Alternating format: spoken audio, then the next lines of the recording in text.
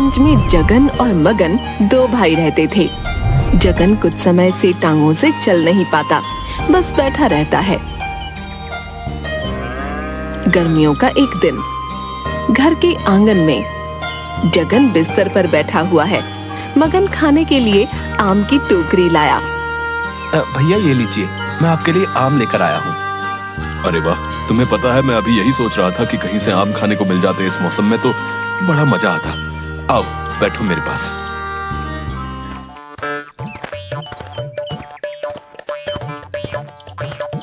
अरे मग्गू, आम खा रहा है तू? है मुझको भी देना रे। आजा बैठ, आज ही लाया हूँ बाजार से। तू जानता है मुझे तुझसे तेरी एक चीज चाहिए जिसकी मुझे बहुत जरूरत है। हाँ मैं जानता हूँ तुझे किस चीज की जरूरत है, मेरे दिमाग की। ए पागल है तू, है?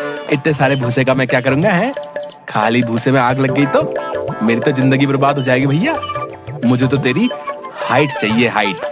कितना लंबा है रे तू? गबरू तू पिटेगा वहां। मग्गू अच्छा चल माफ कर दे। मग्गू मत बोल मुझे। तो क्या बोलूं मैं? भैया बोल मुझे। अच्छा भैया, मुझे 2 आम दो ना, पक्का तुझे मग्गू नहीं बोलूंगा। सच बोल रहा है ना? अब देख तू खुद ही भरोसा नहीं कर रहा। अच्छा ठीक है, ये ले। गबरू ने आम पकड़े और गेट के सामने गया और जोर जोर से कहने लगा, मग्गू मग्गू मग्गू। तेरी तो जाने देना, छोटा है वो, तू भी ना बच्चों जैसी हरकतें करता है। अच्छा चल छोड़ इसे, कल गुरुजी आने वाले हैं, सारी तैयारियां कर देना, ठीक है? जी भैया। अगले दिन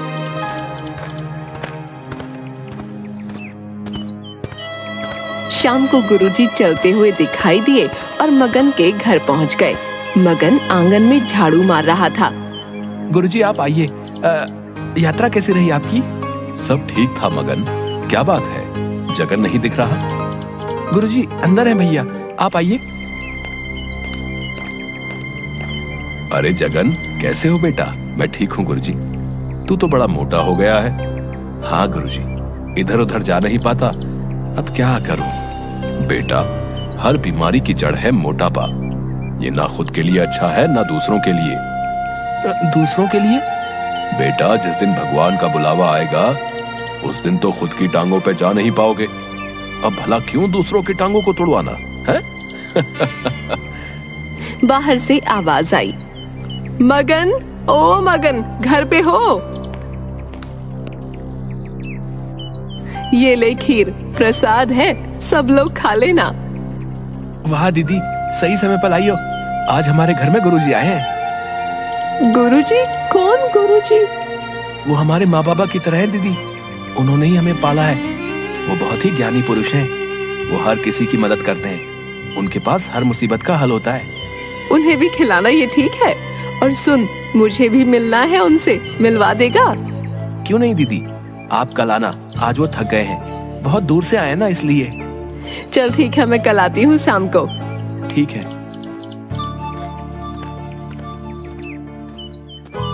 कांता जा रही है, तभी उसे उसकी पड़ोसी लीला दिखी। कहाँ से आ रही है कांता? मगन के घर प्रसाद देने गई थी, थोड़ा तेरे घर भी भिजवा दिया है, खा लियो। मेरी सास ने छोड़ा होगा तब खाऊंगी ना। तुझे पता है जगन भैया के घर उनके कोई गुरुजी आए हैं। मगन तो उनकी बहुत तारीफ कर रहा था, उन्होंने ही इन दोनों को पाला है, कल चलेगी उनसे मिलने। ठीक है, सुन जब जाएगी ना मुझे आवाज दे देना, मैं भी आ जाऊंगी। ठीक है, मैं चलती हूँ। दोनों अपने घर चली गईं।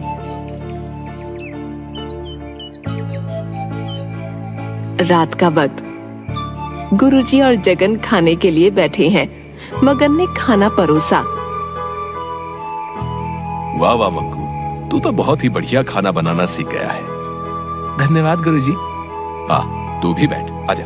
तीनों खाना खाते हैं। गुरुजी आप यहाँ सो जाइए। सब सो गए। अगले दिन सुबह लीला, ओ लीला, चल। हाँ दीदी आ गई, बस। कितनी देर करती है तू? आपको तो पता ही ना कितना काम होता है। हाँ वो तो है, चल अब जल्दी चल। दोनों मगन के घर पहुंच गए। मगन, अरे ओ मगन, आया दीदी। देख मैं लीला को भी लाई हूँ। आइए ना, अंदर आइए। गुरुजी, ये आपसे मिलने आए हैं। ये हमारे पड़ोस में ही रहती हैं। आओ बेटी, क्या बात है? प्रणाम गुरुजी, मेरा नाम कांता है। मगन ने मुझे बताया कि आप लोगों की परेशानियों को सुलझाते हैं। मेरे पति हर शाम शराब पीकर आते हैं, इस वजह से हमारी लड़ाई भी होती है। वो कहते हैं मैं छोड़ना तो चाहता हूँ पर छूट ही नहीं पा रही है। आप ही बताइए ना कि ऐसा क्या करूँ जिससे वो ये आदत छोड़ दें। तुम्हारा पति खाना कितने बजे खाता है दोपहर में? 2 बजे? आज से उसे 2 डब्बे खाने को देना। एक वो 2 बजे खाएगा और दूसरा तब जब उसका काम खत्म हो जाएगा, उसे थोड़ी देर पहले। उस डिब्बे में तुम मिठाइयाँ फल डाल देना और ऊपर से ये छिड़क देना, ठीक है? जी गुरुजी। गुरुजी, मेरा नाम लीला है। मेरी सास ने मेरा जीना हराम करके रखा हुआ है। कभी सीधे मुंह बात ही नहीं करती। मैं तो दुखी हो गई हूँ इस रोज रोज के तमाशे से। ये लो, इसे अपनी सास के खाने में डाल देना। तुम्हें कल सुबह से ही असर दिखना शुरू हो जाएगा। धन्यवाद गुरुजी। मैं चलती हूँ गुरुजी। मैं भी चलती हूँ गुरुजी। क्या गुरुजी, सच में वो ठीक हो जाएंगे? क्यों नहीं, तुम खुद ही देख लेना। क्यों जगन? दोनों मुस्कुराने लगे।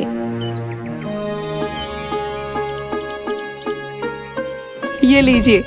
आज 2 डिब्बे क्यों? मैं गुरुजी से मिली थी कल, उन्होंने कहा इससे आप ठीक हो जाएंगे। आप ये बड़ा वाला दोपहर में खा लेना और छोटा वाला काम खत्म होने से थोड़ी देर पहले। अरे तुम भी ना कांता, चलो अब तुम कहती हो तो खा लूंगा। काम पे जाने के बाद रमेश ने वैसा ही किया। पहले दोपहर में बड़ा वाला डिब्बा खत्म किया और शाम को दूसरा वाला डिब्बा। काम खत्म होने के बाद वो घर चला आया। आज आप इतनी जल्दी? आज तो इन्होंने शराब भी नहीं पी है। लगता है गुरुजी का टोटका काम कर गया। अच्छा सुनो, खाना लगा दो, भूख लग रही है। अब रुकिए, मैं कुछ बना देती हूँ। ठीक है। कांता खाना बनाने में लग गई। जैसे ही वो रमेश के पास गई, उसने देखा रमेश सोया हुआ है। लगता है काफी थक गए हैं, इन्हें सोने देती हूँ। सुन बहू, इधर आइयो, वो देना मुझे। लीला? हाँ दीदी। तुझे पता है कमाल ही हो गया, इन्होंने कुछ दिनों से न शराब पी है न मुझसे लड़ाई की। हाँ दीदी, आपको पता है मेरी सास मुझसे प्यार से बात कर रही है। पहले तो सीधा मुंह बात तक नहीं करती थी, पर अब तो पूरी बदल गई है। धीरे धीरे ये बातें पूरे गांव में फैल गईं। एक दिन उस गांव की ठकुराइन गुरुजी से मिलने उनके पास गई। ठकुराइन जी, आप यहाँ कैसे? सब ठीक तो है? मुझे गुरुजी के बारे में पता चला और ये भी कि कैसे उन्होंने लोगों की दिक्कतों को ठीक किया, इसलिए मेरे मन में भी उनसे मिलने की इच्छा जाग गई है। कहाँ है गुरुजी? उन्हें बुलाइए। रुकिए, बुलाता हूँ उन्हें। क्या हुआ बेटी? बाबा जी, क्या आप मेरी समस्या सुलझा देंगे? क्यों नहीं बेटी, क्या बात है?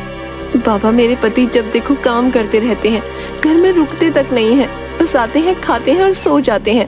अब आप ही बताइए ना, मैं क्या करूं? मुझे तो याद भी नहीं कि उन्होंने आखिरी बार मुझसे बैठकर आराम से बात कब की थी। वो इतना काम करते हैं ना कि उनके पास हमारे लिए फुर्सत भी नहीं है। ये लो, इसे रात को खाने में मिला देना, कल से ही तुम्हें असर दिखना शुरू हो जाएगा।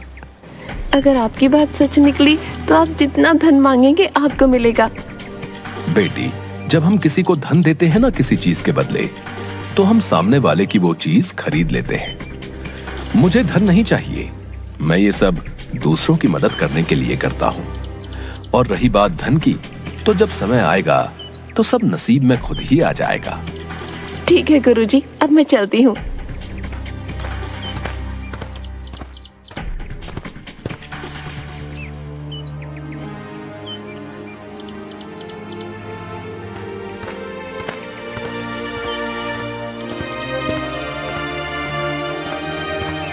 हाँ सुनो, जरा खाना लगवा दो।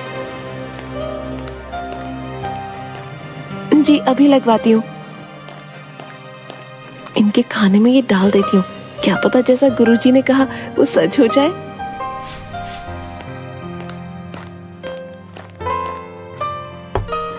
ये लीजिए, मैंने खाना रख दिया, अब आप हाथ मुंह धोकर आ जाइए। ठाकुर ने खाना खाया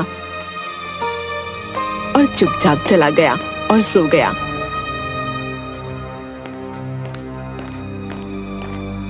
काश गुरुजी ने जो कहा है वो सच हो जाए, न जाने कब तक ऐसा ही चलता रहेगा। हाय रे मेरी किस्मत। अगली सुबह ठाकुराइन नहाकर आई, फिर कमरे में उसने देखा वहाँ मुंशी जी खड़े हैं। मुंशी जी, आज से कुछ दिनों तक आप ही ये सब संभालेंगे। मैं कुछ दिन आराम करना चाहता हूँ। जी ठाकुर साहब। आप आज गए नहीं? मैं सोच रहा हूँ कुछ दिन घर पर आराम करूँ। आप सही सोच रहे हैं, आप घर पर आराम करिए। जब देखो आप काम करते रहते हो। आपको जो चाहिए आप मुझसे मंगाना, मैं आपको दूंगी। आपको जो खाने का मन करे आप बता देना, ठीक है? तुम मेरा कितना ध्यान रखती हो, मैं ये देखकर बहुत खुश हूँ। हे प्रभु, गुरुजी की जय हो। आज कितने दिनों बाद मन को सुकून मिल रहा है। सुनिए ना, मैं चाहती हूँ कि गांव में ना एक गुरुजी आए हुए हैं। वो बहुत ही अच्छे इंसान है, एकदम नेक इंसान है और ज्ञानी भी।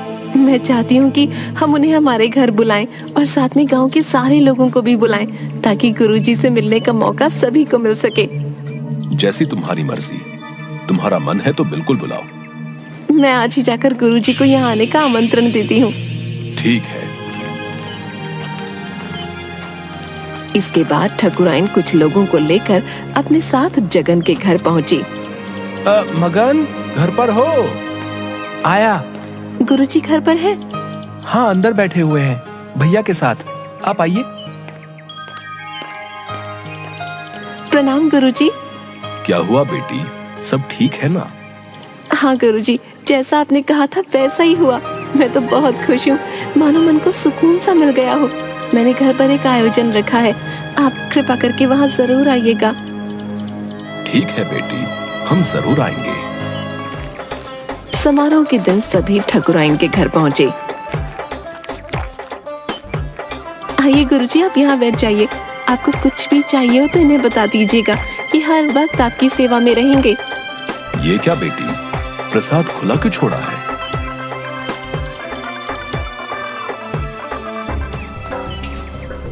ये लो, इस कपड़े से ढक दो।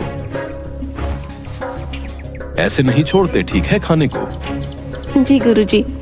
इसके बाद गुरुजी ने काफी लोगों की मुसीबतों को सुना और उन्हें उपाय भी बताए। इसके बाद गुरुजी ने सब जगह गंगा जल छिड़का और सबको प्रसाद बांट दिया। सब ने प्रसाद खाया और अपने अपने घर चले गए।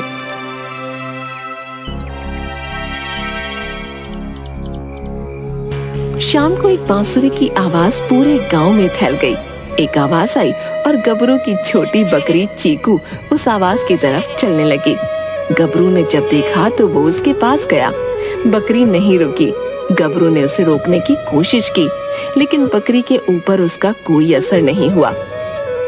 पता लगाना पड़ेगा कि ये सब क्या चल रहा है। गबरू ने बहुत सारी घंटियां पकड़ी और आवाज का पीछा करने लगा। गबरू ने देखा कि एक मैदान में सारे लोग बेसुध होकर अपने घर का कीमती सामान लिए चले जा रहे हैं।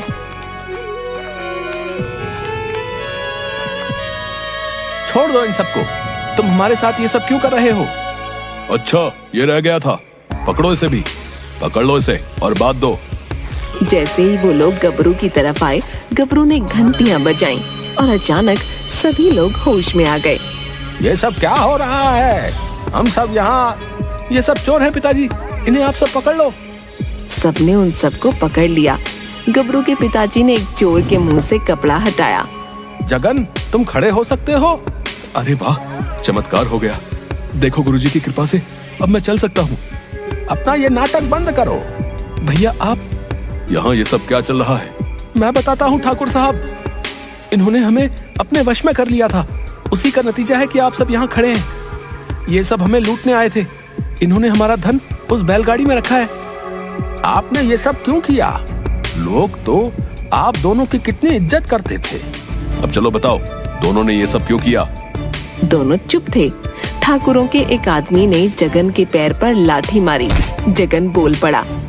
बताता हूँ, मैंने और गुरुजी ने मिलकर ये योजना बनाई थी। तो हमने प्रसाद के ऊपर जब गंगा जल छिड़का, उस समय गुरुजी ने अपनी बनाई दवाई प्रसाद में मिला दी, जिसे खाने के बाद जैसे ही हमने बांसुरी बजाई, आप हमारे वश में हो गए। मैं कोई साधु नहीं हूँ, मैं एक वैद्य हूँ। मैं अपनी दवाइयों से लोगों की समस्या सुलझाता हूँ। भैया, मैं सोचता था कि मैं हमेशा आपका ख्याल रखूंगा और कभी आपको अकेला नहीं छोड़ूंगा, लेकिन आज जो मैंने देखा, मुझे नहीं लगता कि इसके बाद मैं आप पर विश्वास कर पाऊंगा।